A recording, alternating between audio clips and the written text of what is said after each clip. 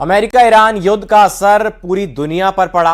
Hormuz straight बंद होने से दुनिया के कई देशों में पेट्रोल डीजल की कीमतें काफी बढ़ गईं। लेकिन ऐसे कठिन वक्त में भी भारत सरकार ने देश की जनता पर महंगाई की मार नहीं पड़ने दी। भारत में पेट्रोल डीजल की कीमतें नहीं बढ़ाई गई हैं। हालांकि इसकी वजह से केंद्र सरकार और ऑयल मार्केटिंग कंपनियों पर लगातार बोझ भी बढ़ रहा है।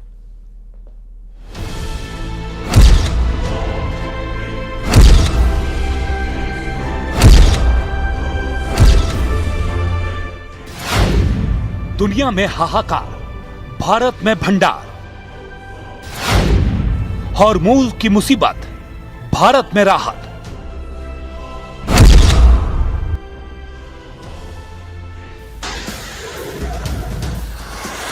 पश्चिम एशिया जब युद्ध की आग में जल रहा है, दुनिया के कई देश इस आग से झुलस रहे हैं और हॉर्मुज स्ट्रेट में तेल सप्लाई बंद होने की मार पूरी दुनिया पर पड़ रही है। ऐसे वक्त में भी भारत में अब तक पेट्रोल डीजल की कीमतों में कोई बढ़ोतरी नहीं हुई है। पिछले 2 महीनों में ब्रेंट क्रूड $70 से बढ़कर $126 प्रति बैरल पर पहुंच गया। लेकिन भारत में अब भी पेट्रोल की कीमत में कोई बढ़ोतरी नहीं हुई। मतलब दुनिया का सबसे बड़ा ऊर्जा संकट, लेकिन भारत में पेट्रोल डीजल के दाम जस के तस। अब जिस तरह की सिचुएशन डेवलप हो रही है उसमें ये जो है काफी अनिश्चितताएं बनी रहेंगी और जो सप्लाई चेन की कंटिन्यूटी है, होपफुली जैसे गवर्नमेंट ने अभी तक बहुत अच्छी तरह उसको मेंटेन किया है, वो मेंटेन रहेगी। दुनिया पर तेल संकट का असर। बांग्लादेश फ्यूल राशनिंग, तेल खरीद पर कैप। श्रीलंका 4 दिन का वर्क वीक और फ्यूल पास। फिलीपींस राष्ट्रीय ऊर्जा आपातकाल। पाकिस्तान सरकारी दफ्तरों में कटौती। स्पेन अरबों यूरो का राहत पैकेज। दक्षिण कोरिया 30 साल में पहली बार फ्यूल प्राइस कैप। सोचिए, जब तेल संकट की वजह से बांग्लादेश में फ्यूल राशनिंग लागू हो गई और हर नागरिक के लिए रोजाना तेल खरीदने की सीमा निर्धारित कर दी गई।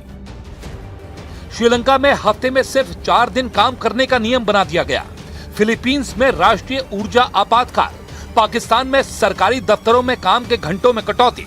स्पेन में अरबों यूरो का राहत पैकेज और दक्षिण कोरिया में 30 साल बाद ईंधन मूल्य सीमा निर्धारित कर दी गई। ऐसे कठिन वक्त में भी भारत में न राशनिंग लागू हुई, न वर्क फ्रॉम होम, न स्कूल कॉलेज बंद और न ही पेट्रोल पंपों पर अफरा तफरी दिखी।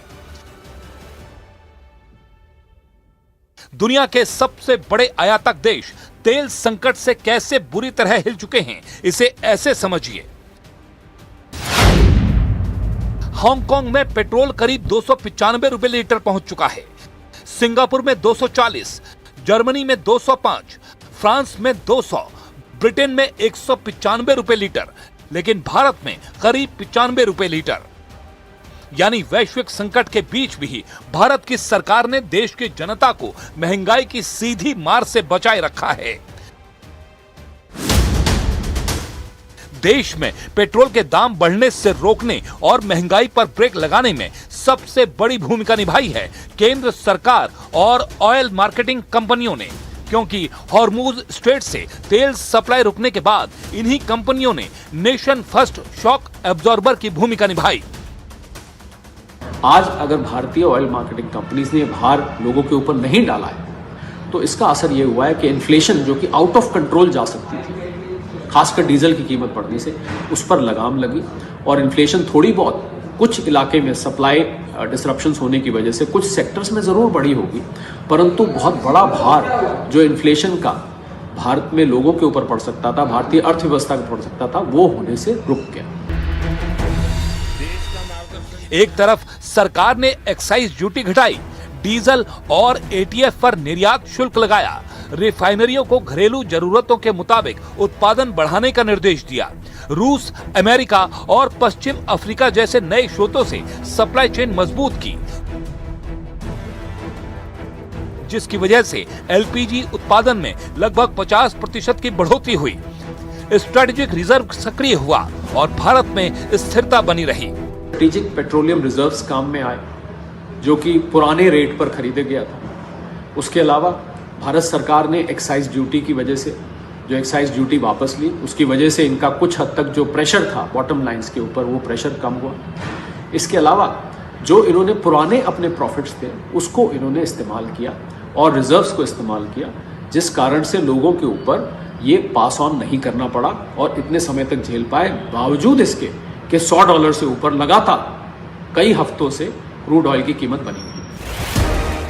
जब दुनिया के कई देश तेल संकट का बोझ जनता पर डाल रहे थे, उस वक्त भारत की सरकार और ऑयल मार्केटिंग कंपनियों ने इस प्रेशर का बड़ा हिस्सा खुद एब्जॉर्ब किया और वैश्विक तेल की कीमतों और आम आदमी की जेब के बीच सुरक्षा कवच बनकर काम किया।